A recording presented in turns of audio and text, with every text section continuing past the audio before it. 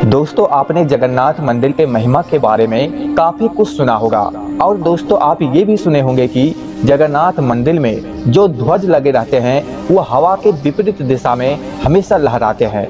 तो दोस्तों ये तो सभी जानते हैं, लेकिन दोस्तों 99.99% ये नहीं जानते हैं कि आखिर इसके पीछे वजह क्या है।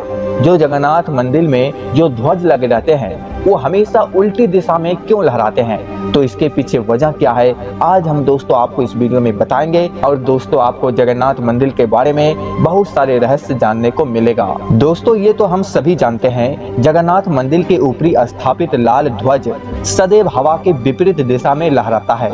ऐसा किस कारण होता है या तो आज तक वैज्ञानिक भी पता नहीं लगा पाया है, और यह आश्चर्यजनक बात है। यह भी आश्चर्य है कि प्रतिदिन शाम को मंदिर के ऊपर स्थापित ध्वज को मानव द्वारा उल्टा चढ़कर बदला जाता है। ध्वज भी इतना भव्य है कि जब यह लहराता है तो इसे सब देखते ही रह जाते हैं। अब दोस्तों आपको बता देते हैं इसके पीछे का रहस्य, और दोस्तों पौराणिक ग्रंथों में इसके बारे में वर्णन किया गया है। और दोस्तों इसके पीछे एक कहानी भी है जो काफी प्रचलित है। ध्वज के विपरीत दिशा में लहराने की कथा, यह कारण हनुमान जी से जुड़ी हुई है। हनुमान जी इस क्षेत्र की 10 दिशाओं से रक्षा करते हैं। यहाँ के कण कण में हनुमान जी का निवास है। हनुमान जी ने यहाँ कई तरह के चमत्कार बताए हैं। उन्हीं में से एक है समुद्र के पास स्थित मंदिर के भीतर समुद्र की आवाज को रोक देना।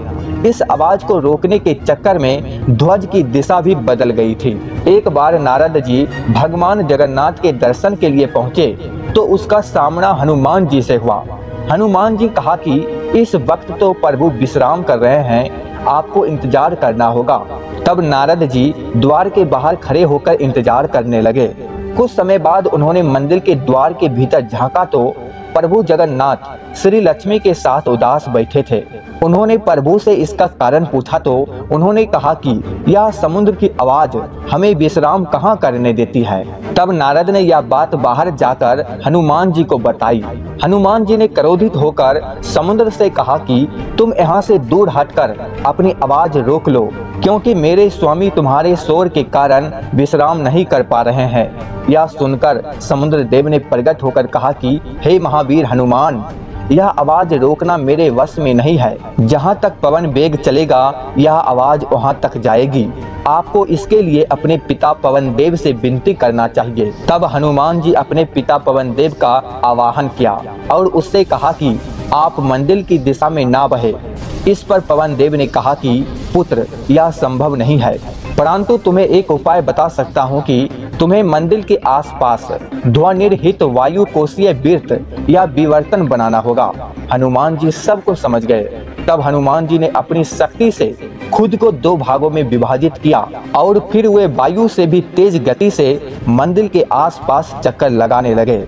इससे वायु का ऐसा चक्र बना कि समुद्र की ध्वनि मंदिर के भीतर न जाकर मंदिर के आसपास ही घूमती रहती है और मंदिर में श्री जगन्नाथ जी आराम से सोते रहते हैं। दोस्तों यही कारण है कि तभी से मंदिर के सिंह द्वार में पहला कदम प्रवेश करने पर ही आप सागर द्वारा निर्मित किसी भी ध्वनि को नहीं सुन सकते। आप एक बार ही कदम को पार करें तब आप इसे सुन सकते हैं। इसे शाम को स्पष्ट रूप से अनुभव किया जा सकता है। इसी तरह मंदिर के बाहर स्वर्ग द्वार है, जहां पर मोक्ष प्राप्ति के लिए सब जलाए जाते हैं। लेकिन जब आप मंदिर से बाहर निकलेंगे तभी आपको लाशों के जलने की गंध महसूस होगी। दूसरा यह है, इस कारण श्री जगन्नाथ मंदिर के ऊपरी स्थापित लाल ध्वज सदैव हवा के विपरीत दिशा में लहराता है।